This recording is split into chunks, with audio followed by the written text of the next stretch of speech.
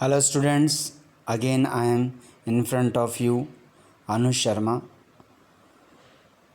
with science topic, and we will discuss in this video model paper number 3 of class 7th. If you have any problems last two papers, then you can call or SMS me. My number is 9782550388. So let's start. At first we will discuss in very short period model paper number 1 and paper 2, and then we will discuss in detail model paper number 3. So okay, let's start the video. So please watch carefully and listen carefully. All the questions are mentioned with their answer in green color, so listen and watch carefully. जैसा कि आपको पता है model paper number 1 हम पहले से study कर चुके हैं। ये इनके क्वेश्चंस थे जो आप फिर से एक बार मैं स्क्रॉलिंग कर रहा हूँ। आप इन वीडियोस के ज़रिए आप देख सकते हैं कि कौन कौन से क्वेश्चन थे और उनके ये ग्रीन कलर में आंसर भी दिए हुए हैं। उसके बाद आगे की तरफ बढ़ते हैं। ये आप सारे क्वेश्चंस ट्रू फॉल्स वाले भी आप कर चुके हैं। ये हमारा मॉडल पेपर 1 था। उसके बाद हमने डिस्कस किया था मॉडल पेपर नंबर 2 का। ये ब्लू में आप जो देख रहे हैं और ग्रीन में आंसर हैं, ये भी हम डिस्कस कर चुके हैं। अब हम आगे की तरफ बढ़ते हुए मॉडल पेपर नंबर 3 पर जाएंगे। उसे आप ध्यान से देखिएगा। ये देखिए, ये है मॉडल पेपर 3। अब इसके इम्पोर्टेंट क्वेश्चंस की बात कर रहे हैं हम। क्वेश्चन फर्स्ट है आंसर द फॉलोइंग। इसमें 2 क्वेश्चन दे रखे हैं। Which part of the black ship have wool? Solution is wool is obtain from hairy fibre of the ship. मैंने ब्लैक शिप जो वूल रखता है उसको हम किस पार्ट से उसको लेते हैं, तो उसका हम है हेयरी फाइबर से लेते हैं। सेकंड है what is meant by the white flick of the lamb? Answer is white flick of the lamb refers to the white color of their fur. उनके जो फर का जो सफ़ेद कलर है उससे हम बोलते हैं। Question 2, the silk worm is a caterpillar और ए लार्वा। तो आंसर आप बताइए क्या होगा। ऑप्शंस यहाँ पे ए और बी हैं, या दोनों हैं, या दोनों नहीं हैं। तो यहाँ जो आंसर है वो है बोथ ए एंड बी।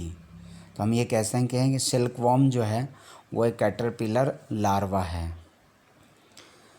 इसके बाद हम बात करते हैं following, which of the following does not yield wool. जिससे हमें वूल प्राप्त नहीं होती है। याक से भी प्राप्त होती है, कैमल से भी होती है, गोट से भी होती है, लेकिन जो वूली डॉग है उससे हमें वूल गेन नहीं होती। तो answer is woolly dog. Question 4, given below is a sequence of steps in the processing of wool which are missing steps. यहाँ एक सीक्वेंस दी गई है स्टेप्स की, जिस प्रोसेस से वूल को गेन किया जाता है, और वहाँ बीच में जो स्टेप्स मिस हैं उन्हें आपको फिल करना है। जैसे सबसे पहले शेयरिंग होता है, शेयरिंग के बाद क्या होगा, तो स्कोरिंग, फिर स्कॉर्टिंग है, फिर picking of burrs, dyeing of fibres को रंगा जाता है, और लास्ट है मेकिंग ऑफ यार्न। तो ये ग्रीन में आप देख सकते हैं इनके, यहाँ पर हमने इसको पॉज कर दिया है वीडियो को, और आप देख सकते हैं कि यहाँ पर आंसर भी दिया हुआ है क्या क्या सीक्वेंस हैं जिनसे वूल को गेन किया जाता है। तो अगेन मैं रिपीट कर रहा हूँ, sharing, scoring, sorting, packing of bars, dyeing of fibers and making of yarn. Okay students, now question 5, what do you mean by fibers? Fibers से आप क्या समझते हैं? तो fibers are fine long filaments or continuous threads are acquired for the animal from the animals and plants। यहाँ for नहीं की जगह फ्रॉम आएगा, threads are acquired from the animals and plant, जो प्लांट और एनिमल्स से जो धागे नुमा लंबे पतले तंतु होते हैं उन्हें हम फाइबर कहते हैं। और ये दो तरह के होते हैं, प्लांट फाइबर और एनिमल फाइबर। पौधों से प्राप्त होने वाले और जानवरों से प्राप्त होने वाले जंतु हम फाइबर के नाम से बोलते हैं। Question 6, what is the meant by rearing? Rearing क्या है? आप यहाँ देख सकते हैं स्क्रीन पर, ग्रीन में इसका आंसर मेंशन किया हुआ है। Rearing of domestic animals like sheep, goat, yak, cow and buffaloes for commercial purpose such as for milk and fur is known as rearing. Now question 7, what is meant by shearing? Shearing is the process of removal of animal hairs. वो process जिससे जानवरों के बाल हटाए जाते हैं, by using machine similar to those used by barbers. जिस तरीके से बार्बर्स यूज़ कर लेते हैं बाल कटाने के लिए मशीन, उस तरीके से जानवरों के स्किन से भी बालों को हटाने को शेयरिंग कहते हैं। Now question 8, define sericulture.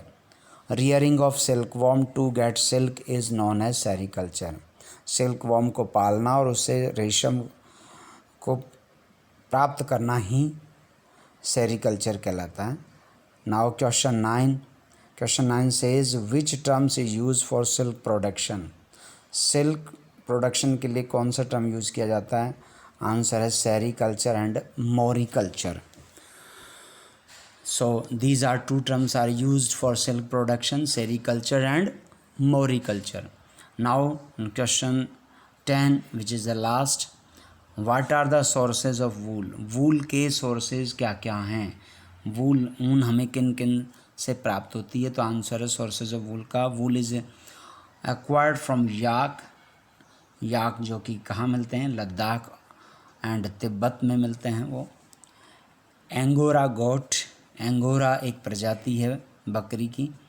Shape भेड़ों से, goat, camel, alpaca etcetera are the sources of wool. तो वूल हमें किन किन से प्राप्त होती है यहाँ पे आप मेंशन देख ही रहे हैं। So okay students, these were 10 questions. ये 10 क्वेश्चन थे जो आप आराम से एक एक को 1 बाय 1 आप वीडियो को पॉज करके भी देख सकते हैं। और वैसे आपको ये फाइल भेज दी गई है और आपको मिल भी गया होगा, आप उससे इसको देख सकते हैं। ये सारे के सारे क्वेश्चंस आप अच्छे से लर्न करें, जो आपके हेल्प में रहेंगे, आपको अच्छे मार्क्स दिलाएंगे। और आप जब अच्छे मार्क्स लाएंगे तो आपके पेरेंट्स भी खुश होंगे, और आप जब पेरेंट्स खुश होंगे तो हमारा काम 100% पूरा होगा। Okay students, goodbye, have a nice day.